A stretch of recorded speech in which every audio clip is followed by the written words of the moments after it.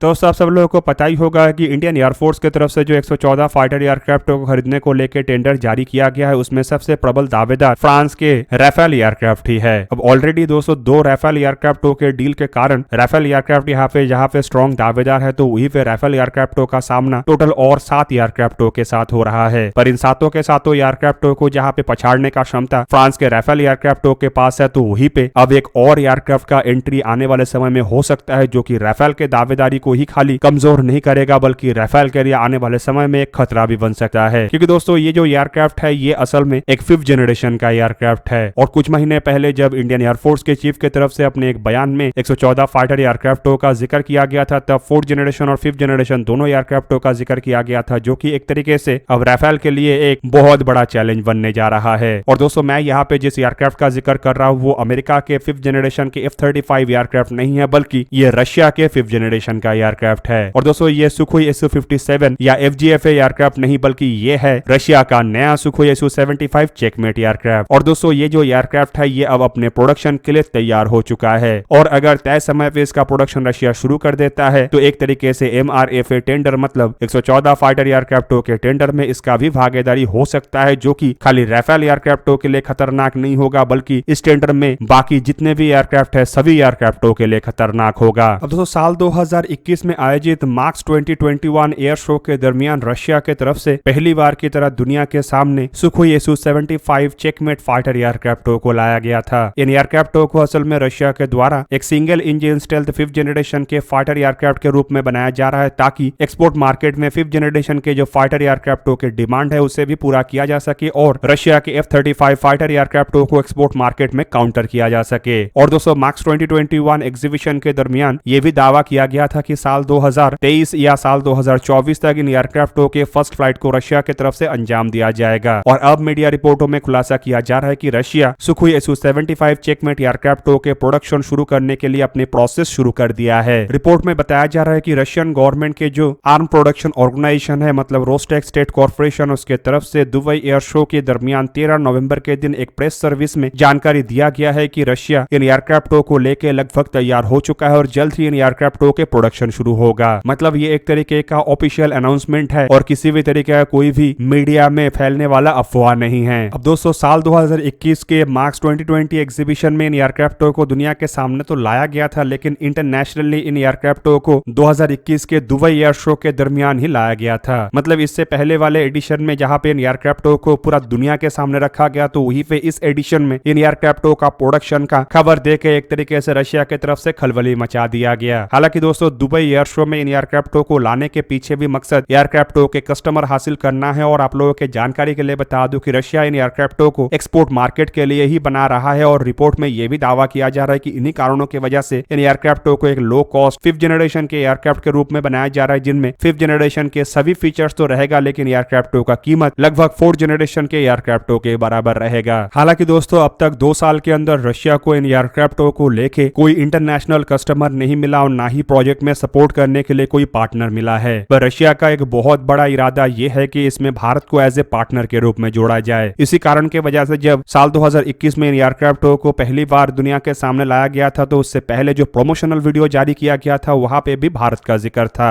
पर दोस्तों यहाँ पे भारत जिस तरीके से अपने खुद के 5th जनरेशन के एयरक्राफ्टों को बना रहा है और अपने मेक इन इंडिया और आत्मनिर्भर भारत के संकल्प को बढ़ावा दे रहा है, उससे तो संभावनाएं काफी कम है कि भारत डायरेक्टली रशिया से 5th जनरेशन के एयरक्राफ्ट के रूप में सुखोई Su-57 या सुखोई Su-75 जैसे कोई भी एयरक्राफ्ट को परचेस करे। लेकिन अगर यहाँ पे रशिया को किसी एक चीज में भारत के मामले में सफलता मिल सकता है तो वो है 114 फाइटर एयरक्राफ्टों का टेंडर। और कुछ अनकंफर्म रिपोर्टों में यह भी दावा किया जा रहा है कि रशिया की तरफ से अपने सुखोई Su-75 एयरक्राफ्टों को लेके इस टेंडर में भी प्रयास चलाया जा रहा है, लेकिन उसके लिए रशिया को जल्द से जल्द एयरक्राफ्टों को तैयार करना पड़ेगा, क्योंकि जल्द ही भारत की तरफ से एक्सेप्टेंस ऑफ नेसेसिटी जारी करते हुए एयरक्राफ्टों के जो टेक्निकल राउंड है उसे शुरू किया जाना है। और टेक्निकल राउंड के लिए सुखोई Su-75 फाइटर एयरक्राफ्टों का फिजिकली प्रेजेंट रहना जरूरी है। अब दोस्तों हो सकता है कि इसी के लिए ही रशिया की तरफ से जल्द एयरक्राफ्टों के प्रोडक्शन को लेकर तैयारी किया जा रहा है। और कुछ रिपोर्टों के मुताबिक साल 2025 से रशिया इन एयरक्राफ्टों को प्रोड्यूस भी करना चाहता है, लेकिन अब तक अगर देखा जाए तो इन एयरक्राफ्टों का रोल आउट भी नहीं हुआ है और ना ही फर्स्ट फ्लाइट हुआ है। तो एक तरीके से ये कहा जा सकता है कि साल 2025 के टाइमलाइन को मैच करना रशिया के लिए थोड़ा मुश्किल हो सकता है। लेकिन जिस तरीके से साल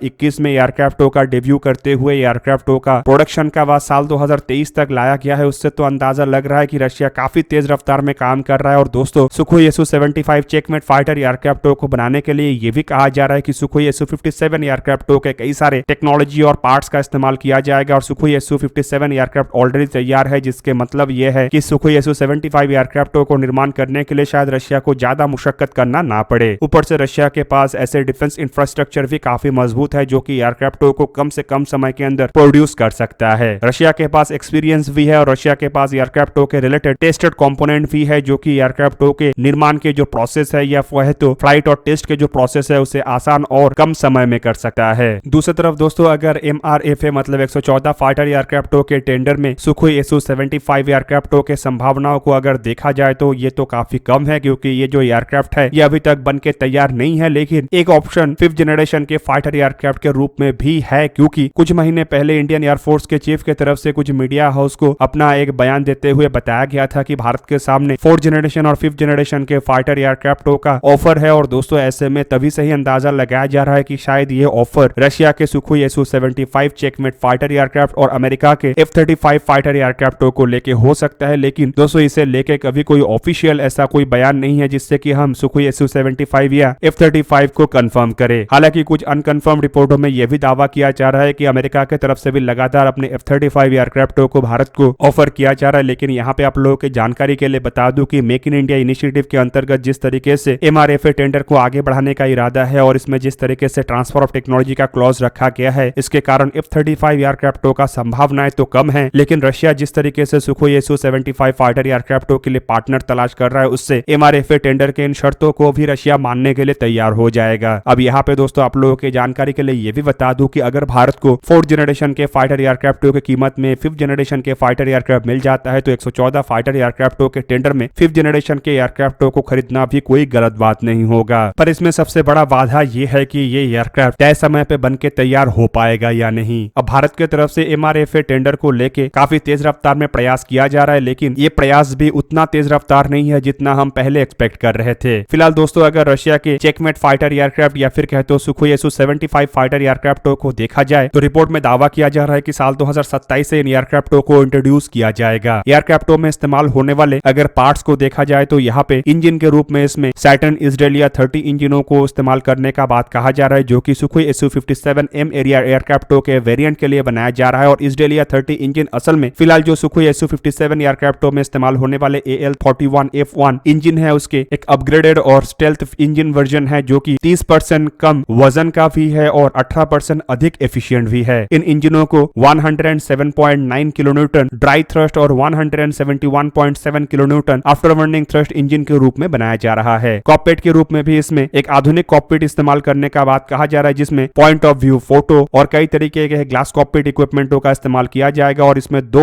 38 सेंटीमीटर या फिर कहे तो 15 इंच के मेन मल्टीफंक्शनल LCD डिस्प्ले भी इस्तेमाल होगा, जो कि सुखोई 35 एयरक्राफ्टों के जैसे सिमिलर होगा। कॉकपिट में वाइड एंगल मतलब 30 degree by 22 degree high up display भी होगा। एवियोनिक्स के रूप में इसमें ओपन आर्किटेक्चर का इस्तेमाल किया जाएगा ताकि ये सभी तरीके के एवियोनिक्स को एकोमोडेट कर सके। और रिपोर्ट में यह भी बताया जा रहा है कि इसके लिए एक low cost active electronical scan array radar को भी डेवलप किया जा रहा है ताकि एयरक्राफ्टों के कीमत को कम से कम रखा जा सके। वही फिर हथियारों के मामले में रशिया तो पहले से ही कई तरीके के 5th जनरेशन के हथियारों का डेवलपमेंट कर चुका है और वो सभी हथियार इनमें इस्तेमाल होगा। अब दोस्तों अब तक इन एयरक्राफ्टों को लेके जो भी खबर आया है उसके मुताबिक single seated single engine stealth multi role fighter aircraft के रूप में बनाया जाएगा, जिसका की स्पीड मैक्सिमम माक 1.8 तक होगा और इसके फेरी रेंज करीबन 3000 किलोमीटर तक होगा और +8G तक दबाव झेल सकेगा। एवियोनिक्स के रूप में इसमें SH-121 multi functional integrated radio electronic system, active electronical scan array radar और 101 KSV IRST मतलब infrared search and tracking system का इस्तेमाल होगा। वही भी आप लोगों के जानकारी के लिए यह भी बता दूं कि यह 7 टन मतलब 7000 किलोग्राम तक पेलोड को कैरी कर सकेगा और एयरक्राफ्ट में इंटरनल और एक्सटर्नल दोनों तरीके का हार्ड पॉइंट होगा जहां पे कि हथियारों को लगाया जा सकेगा। हालांकि दोस्तों इंटरनली यह कितना हथियार कैरी करेगा इसके बारे में फिलहाल जानकारी नहीं है, पर टोटल हथियारों का क्षमता 7 टन मतलब दोस्तों ये जो एयरक्राफ्ट है ये काफी शक्तिशाली एयरक्राफ्ट होगा। दोस्तों आप लोगों को क्या लगता है कि सुखोई Su-57 एयरक्राफ्टों का प्रोडक्शन अगर साल 2025 से पहले रशिया की तरफ से शुरू किया जा सकता है तो क्या ये MRFA टेंडर का एक प्रमुख कंटेंडर होगा? और अगर ऐसा होता है तो क्या ये राफेल एयरक्राफ्टों को मात दे सकेगा या नहीं? कमेंट करके अपनी राय अवश्य दीजिए। दोस्तों आज के इस वीडियो को यही पे ही करते समाप्त, किसी और एक दिन किसी और एक वीडियो में मिलेंगे। तब तक के लिए जय हिंद, वंदे मातरम।